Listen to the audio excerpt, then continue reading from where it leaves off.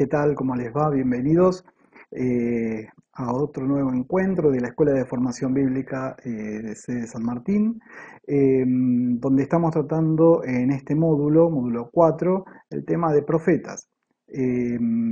La semana anterior estuvimos viendo todo lo que se refiere al contexto en el cual se da eh, el movimiento profético.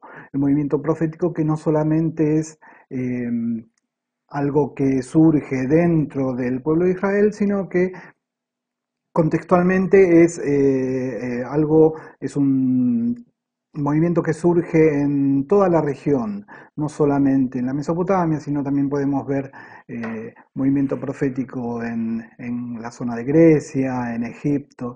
Eh, Hay distintas formas y vertientes en las cuales se va trabajando el tema de pensar, ¿sí?, el futuro, de pensar el destino, de poder alcanzar la posibilidad de conocer cuál es el destino, aquello a lo cual estamos signados en el futuro y poder modificarlo de alguna manera, o por lo menos saber hacia dónde dirigirse en tanto se sabe cuál es el camino que nos señala la suerte, ¿no?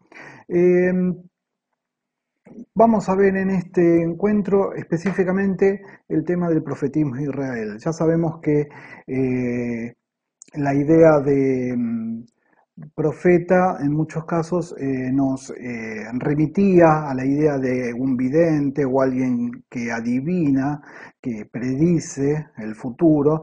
En Israel no deja de ser algo similar. También, como decíamos la semana pasada, se tiene en principio la idea de que el profeta es alguien que puede conocer lo oculto, puede tener una idea relativa de lo que puede devenir, pero esto no significa que es algo que se mantenga. El profetismo en Israel va a tener una evolución diferente a la de los pueblos vecinos, ¿sí? Vamos a ver que en principio es, como decíamos también en el encuentro anterior, alguien que es llamado hombre de Dios, ¿sí? Hombre de Dios que es a su vez convocado, llamado, ¿sí? Por Dios. No es alguien que se ofrece voluntariamente ni que quiere ser profeta, sino que es llamado, ¿sí? Por eso su prédica es inspirada, o sea, podemos decir que es Dios mismo el que habla por medio de él, o por lo menos es lo que él interpreta en tanto el contexto en el cual se encuentra, lo que él dice, aquello que Dios quiere decir a su pueblo. Es una persona pública también, el profeta, no es alguien que predique de manera oculta, sino que lo hace de una manera abierta y en general, sea en la corte o sea en la plaza pública, ¿no? Por esto también es alguien carismático, es alguien que llama la atención, que no pasa desapercibido, pero por el lado contrario, digamos que también es alguien que es perseguido, justamente porque su mensaje no es un mensaje complaciente, es un mensaje que trata de llamar la atención sobre un tema determinado, más allá de lo que es el sentido común, de lo que todos pueden pensar o de lo que todos quieran admitir o de lo que el poder quiera escuchar. Por eso puede decirse que el profeta es alguien perseguido. ¿Mm? Su misión, la misión de los profetas, en principio podemos decir que refuerzan la alianza, o sea, intentan volver al pueblo a el encuentro con Dios, a aquella alianza que habían hecho. Por eso se dice que el primer profeta es Moisés, ¿sí? Y es la idea de la imagen, el arquetipo de profeta es Moisés, y sobre él, sobre su imagen y sobre su prédica, también se basan los demás profetas. Por eso, otra de las cosas que hacen es denunciar la infidelidad, o sea, la distancia que toma el pueblo o la distancia que toman los que detentan el poder respecto a esta alianza, a la alianza con Dios. ¿Sí? Por eso llaman a la conversión, llaman a modificar las conductas, acercarse nuevamente a la alianza. Que si esas conductas se modifican, que si esta alianza vuelve a reafirmarse, podemos esperar algo bueno para nosotros. Por eso también otra de las cosas que podemos decir es que refuerzan la esperanza del pueblo. ¿Mm? ¿Qué son las cosas concretas que ellos denuncian? No solamente anuncian, sino que denuncian. Esto es algo que decíamos también la semana pasada. Todos los profetas y sobre todo los de Israel se encargan de denunciar. ¿Sí? Los pecados que denuncian son pecados sociales, no son pecados personales específicamente, sino pecados sociales y pertenecen justamente a los sistemas de funcionamiento social. ¿Sí? Por eso decíamos que acá en este aspecto específicamente es que los profetas como que comienzan a alejarse del criterio común de los pueblos vecinos respecto a lo que era un profeta. Un profeta era un adivino más que nada ligado a lo religioso y al futuro personal, individual, ¿sí? Sea del rey, sea de una persona en particular, iba y consultaba al profeta, al adivino, y este más o menos le pintaba un futuro más o menos halagüeño, ¿no? En este caso no. Los profetas, el profetismo en Israel se basa específicamente en anunciar y denunciar los pecados respecto al funcionamiento social. Primero, el tema de la idolatría. Tenemos en cuenta que, como decíamos, los pueblos vecinos tenían mucha injerencia en la vida y en lo cotidiano, en la vida del pueblo de Israel, y en muchos casos llevaban a este pueblo a acercarse a falsos dioses, no por el hecho de que creyeran en algo distinto, sino el problema estaba en que estas formas de creencia llevaban a alejarse de los vínculos. Decíamos que una de las cosas que intenta también el profetismo es generar identidad, volver a las fuentes. La alianza del pueblo de Israel es la alianza justamente de la comunidad de Israel. ¿Sí? Entonces, lo que se intenta es básicamente buscar reforzar la idea de la identidad. Por eso se deja de lado a aquellos que son falsos profetas. ¿Qué son los falsos profetas? Más que nada son aquellos que mm, endulzan sus profecías, sus anuncios, para gusto de aquel que lo está escuchando. ¿Sí? Por eso también denuncian el culto vacío. El culto vacío es simplemente el hecho de tener una celebración religiosa sin estar pendientes en la alianza. Recuerden que la alianza con Dios tiene mucho que ver con la ley tiene que ver con los vínculos comunitarios, ¿sí?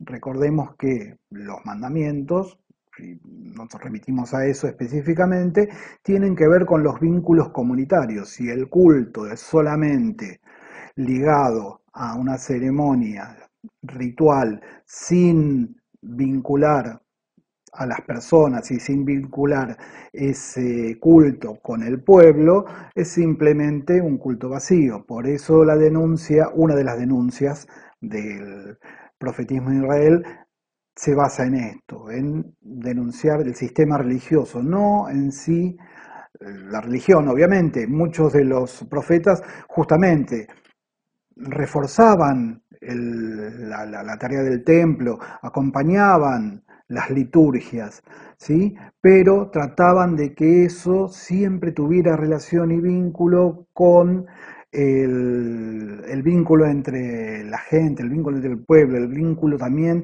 de Dios para con su pueblo, ¿no?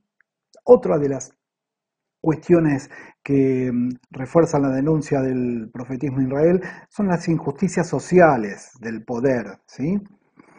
Cuando el poder, sean los gobernantes, reyes, ¿sí? Gobernadores, se dedican más a la opresión en vez del cuidado del pueblo, ¿sí? O sea, el- la denuncia en este caso se eh, dirige al sistema político específicamente, ¿sí? También se denuncia la explotación de los ricos, de los comerciantes, sobre los humildes. Era el sistema económico apabullando, llevándose por delante a los más humildes, los campesinos siendo explotados por los ricos, los grandes terratenientes, eh, iban abarcando grandes territorios, los subarrendaban,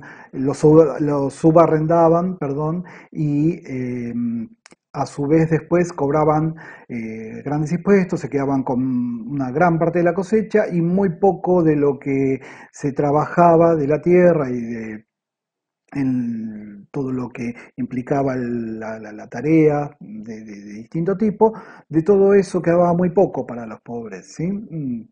Podríamos decir que es un sistema perverso que hasta perdura en el tiempo, ¿no? Es un sistema que también es denunciado por los profetas. Por último, también denuncian la injusticia de los jueces y tribunales corruptos, o sea, gente que se vende, gente que debería impartir justicia y se vende al poder, dirigiendo en cierta medida la lectura de la ley, ¿sí? Para castigar a los más pobres y dejar de lado e impunes a los poderosos. Esta es una forma también que toma la denuncia en el profetismo de Israel, ¿sí? Como habíamos visto en la cronología que les pasé la semana pasada, vemos que hay un momento en el cual hay una mayor concentración de profetas, ¿sí? Hay un movimiento que comienza, que vemos que comienza en Samuel, que se va dando muy de a poco y que tiene su explosión cerca del tiempo de las invasiones y los exilios, ¿no? Se refuerzan grandemente la actividad durante el exilio, tratando de dar aliento y esperanza y mostrando que todo aquello que estaba viviendo el pueblo tenía que ver con su ruptura de la alianza para con Dios y el tratar de volver a ese encuentro con aquel que les había dado su tierra, les había dado la posibilidad de reunirse como nación. Todo esto después de los exilios va decayendo, van de a poco perdiéndose hasta que termina de decaer en tiempos de eh, la construcción del segundo templo, ya cuando eh, se regresa del exilio y se comienza con esta construcción, el pueblo está bastante agobiado y se siente bastante deprimido, por decirlo así, por su situación, y son los mismos profetas, justamente, en este caso, los que refuerzan el entusiasmo por volver a los antiguos esplendores, ¿no? Vemos que, como decíamos, el movimiento profético llama a la conversión, llama a la esperanza, ¿sí? Y también a una revelación paulatina. No es de la misma manera que nos vamos encontrando en el Antiguo Testamento con una revelación muy de a poquito, paso a paso, respecto al encuentro de Dios con el hombre y el encuentro del pueblo con su Dios, y el encuentro de ese Dios dentro de la historia. Esta revelación que también reciben los profetas y que comparten con su pueblo es paulatina, no es lo mismo la revelación dada por los profetas de los primeros tiempos, por el comienzo del movimiento profético, que aquellos que ya van cerrando el periodo profético específicamente. También eh, mantienen viva la idea de la promesa de un Salvador, la promesa de un rey que vendría a reforzar la idea de nación, ¿sí? Vemos que el esquema del movimiento profético lo podemos ver como si fuera un gran día, donde tenemos un amanecer, al principio, una época de oro. La época de oro podemos remitirla también al momento en el cual el gran empuje se da en tratar de generar cambios dentro del pueblo al nivel de esta conversión de la cual hablábamos, ¿sí? Después de que va desarrollándose el periodo del exilio, se refuerza la idea con algunos de los profetas, como Ezequiel, que durante el exilio mantiene la esperanza del pueblo, y después, una vez que ya van llegando del exilio nuevamente a la tierra propia, a su nación, están los reconstructores, los que intentan rearmar socialmente y reencontrar a aquellos que se habían quedado con los que están volviendo de ese exilio, ¿no? Vamos a ver que después de este periodo es como que el movimiento bíblico, perdón, el movimiento profético es como que entra en un periodo de estancamiento, no se dan más profetas, no vuelve a haber un gran personaje que llame al cambio, llame a la conversión y que denuncie las injusticias. Podemos sí ver líderes al modo de los macabeos que impulsan reformas, impulsan cambios, pero no son proféticos, ¿sí? Son líderes políticos, son líderes militares, pero no son profetas, no anuncian ni denuncian, sino que tienen una acción concreta ligada a lo político y lo militar. Recién, si lo vemos en perspectiva, nosotros podemos encontrarnos con una nueva figura profética al modo de los antiguos profetas en Juan el Bautista. Eh, si es que pensamos en una línea de continuidad que se corta alrededor del año 400, un poquito más, antes de Cristo, y que justo, por decirlo así, en el punto exacto de los tiempos, aparece Juan el Bautista, que preanuncia un momento de cambio, un momento de conversión, un momento en el cual el pueblo tiene que volver a encontrarse con aquella alianza que había hecho con Dios en un principio, ¿sí? Muchos se acercan a él, muchos se acercan y buscan encontrarse con ese mensaje que había sido un poco que dejado de lado eh, por el pueblo de Israel y que intenta reforzar nuevamente Juan el Bautista. Entre aquellos que se acercan, obviamente, podemos encontrar al mismo Jesús, que en cierta medida también es llamado profeta, lo podemos encontrar en los evangelios. O sea, el movimiento profético tiene un declive, un estancamiento, casi una desaparición, podemos decirlo, hasta los tiempos de Juan Bautista. ¿Sí? Eh, Vemos, como decíamos también, que hay un, una búsqueda por parte de los profetas de un cambio, eh, modificar las cosas, pero no a manera de modificar estructuras de una manera que no se conocía, no, justamente es volver al principio, volver a aquello que Dios había querido desde siempre para su pueblo. ¿Sí? Eh, Podríamos decir que ellos intentan generar una nueva conciencia a partir de aquello que eh, es parte de la historia. Por eso decimos que entienden a Dios dentro de la historia de su pueblo y son los que lo anuncian dentro de la historia del pueblo de Israel.